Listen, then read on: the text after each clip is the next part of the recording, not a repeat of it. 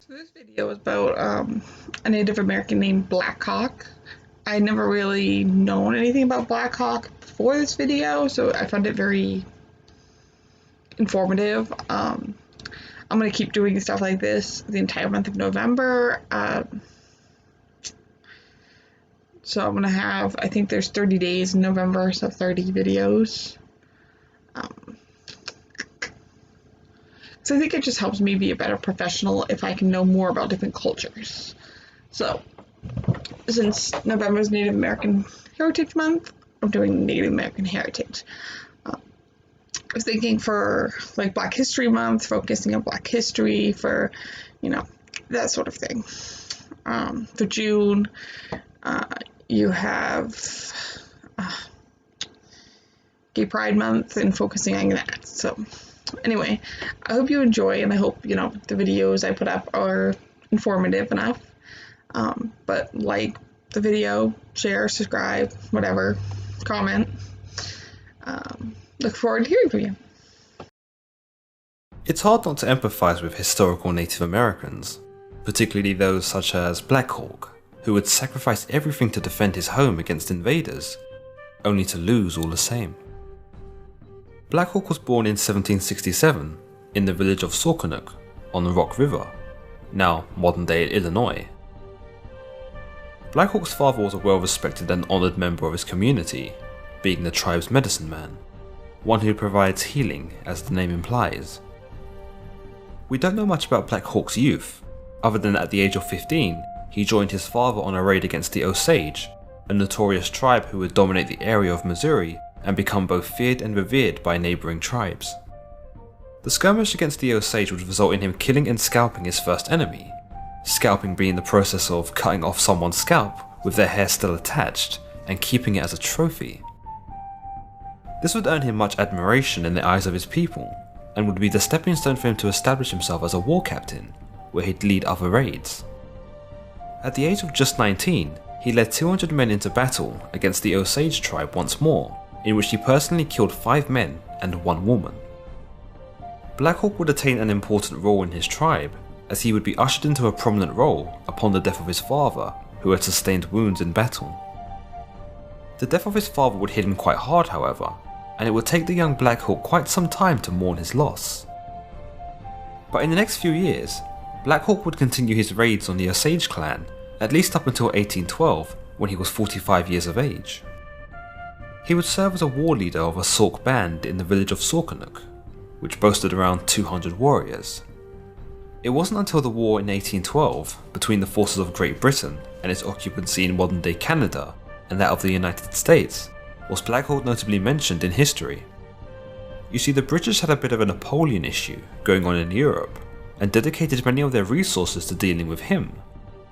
However, this meant that they were ill-equipped to deal with the would-be Americans on the Great Lakes and the surrounding remote islands in the battle to secure territory.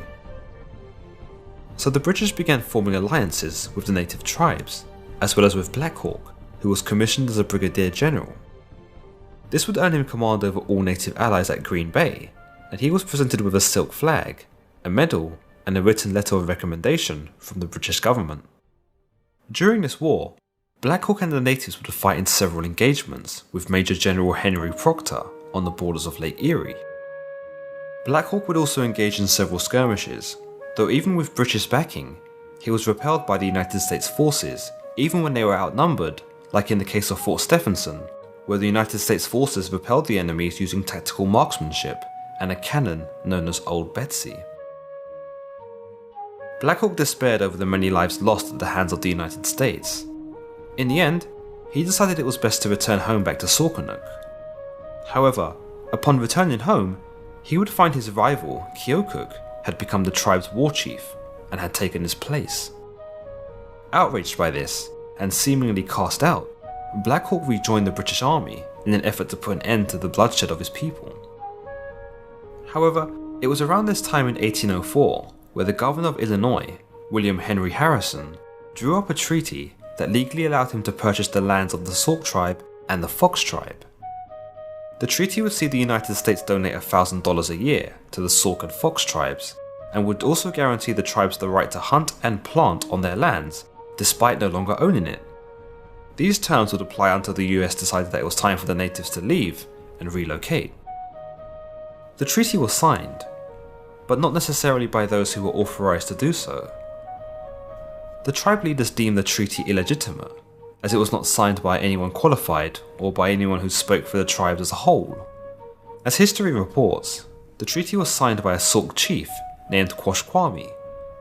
Quashquami was described by BlackHawk as being an unintelligent man, one who had low influence over the tribe, and one who lacked the noble ways of a warrior. In essence, he was said to be not the type of man that any would elect to sign such a treaty, nor was he by any means sanctioned to. In fact, if he did sign the treaty, then it's highly possible that he didn't even know what he was signing.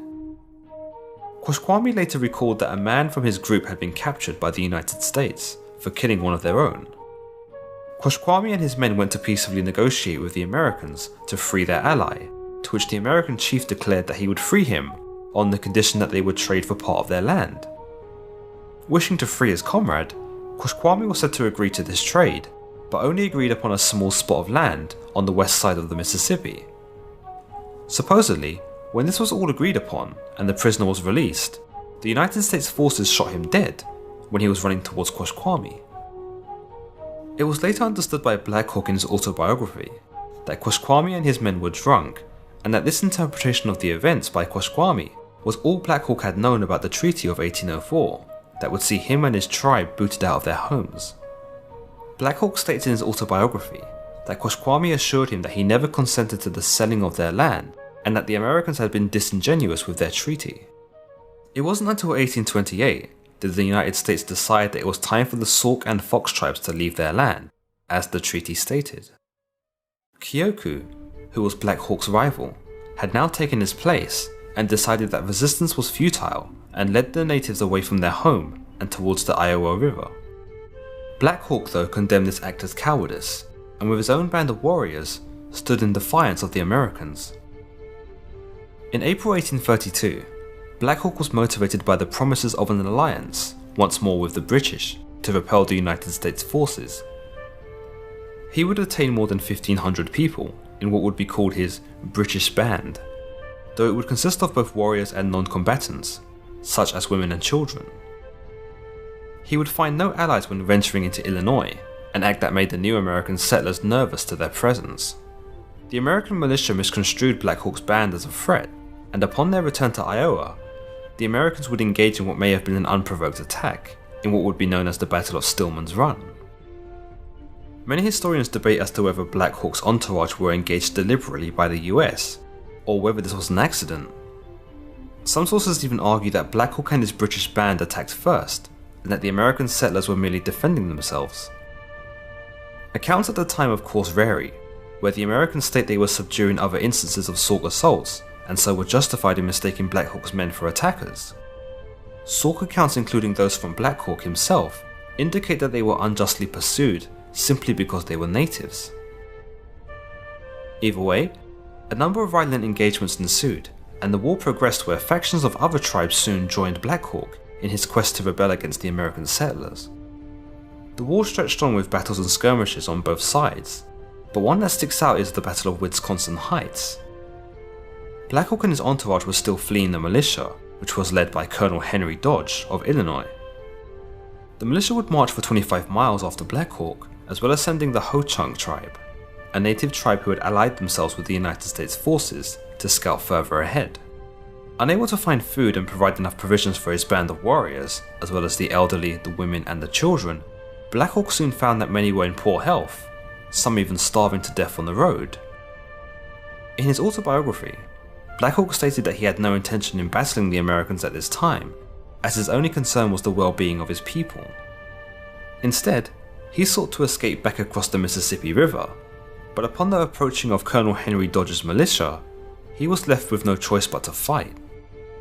On July 21, 1832, the militia caught BlackHawk's band as they attempted to cross the Wisconsin River. Risking their own lives, BlackHawk and his warriors appeared on the surrounding hillsides in bids to distract the militia. It was BlackHawk's resolve this day that saw the bulk of Sauk and Fox civilians survive as they crossed the river and escaped via rafts. BlackHawk's warriors were not so lucky though, for their sacrifice would see many of them pay the ultimate price at the hands of Colonel Dodge's charge of bayonets. More US forces arrived at the battle and engaged with BlackHawk's men in a firefight for over 30 minutes. Furthermore, large groups of Sauk and Fox women and their children were gunned down by the US or their allied tribes once they reached further downstream. BlackHawk was able to escape, however, where Colonel Dodge decided it was best to wait until morning to try and find him. By that point though, BlackHawk was gone. A Sauk chieftain named Nepope had remained behind and attempted to tell the militia officers that BlackHawk and his group had only wanted for the fighting to end and only sought refuge across the Mississippi River. However, the US troops did not understand him, and it seems as if the Ho-Chunk tribe in which he had served with them were no longer in attendance. Therefore, Nepope's explanation of BlackHawk's true intentions went unheard. But BlackHawk's troubles were only just beginning. Most of his British band had been diminished, as many had either left the cause, or in the case of the children, had simply died due to starvation. The militia who had been well fed and rested were able to pick up BlackHawk's trail again and close the gap on him relatively quickly. It would be on August 1st the same year that about 500 men, women and children from the original 1500 would arrive at the eastern bank of the Mississippi, a few miles downstream from the mouth of Bad Axe River. Upon arrival, BlackHawk would hold a meeting to discuss their next move. BlackHawk was advised by fellow leader and prophet White Cloud that building rafts to sail across the Mississippi River was a waste of time because the US forces were closing in around them and would likely see them trying to escape. He urged BlackHawk to flee northward and to take refuge with another tribe, but most of the band decided that crossing the river was a far safer plan. While some of them managed to escape across the Mississippi River that same afternoon, a steamboat known as the Warrior emerged. BlackHawk and his followers raised white flags to surrender, but apparently, the emerging US soldiers failed to understand this message and proceeded to fire at them instead. The steamboat known as the Warrior let off several rounds of gunfire, but eventually withdrew from the battle because of a lack of fuel. 23 natives were killed, including a 19-year-old woman who used her own body to shield that of her child. Lieutenant Anderson witnessed this event as it happened and took the child to a surgical tent, where the child's arm was amputated because a bullet had passed through his mother. It was then that White Cloud likely had his "I told you so" moment, where BlackHawk then agreed to move towards the north and not across the Mississippi. BlackHawk begged his followers to do the same, but many did not listen. Only 36 of his men, including White Cloud, ended up following him north that same evening. The rest who were adamant on crossing the river proceeded to do exactly that, for they believed they would be delivered and free from pursuit after that. But to their disappointment, a large force of US troops had stumbled upon them in the early hours of the next morning. To make matters even worse, the steamboat the Warrior also made its grand return and saw to the slaughter of the remaining defenseless natives. Many women and children tried desperately to avoid the gunfire by entering the waters, but they were swept away by the current and likely drowned immediately. Pretty soon, the US forces would kill every native who tried to run for cover, or any who tried to step foot into the waters. More than 150 people were killed outright, even if they had laid down their arms.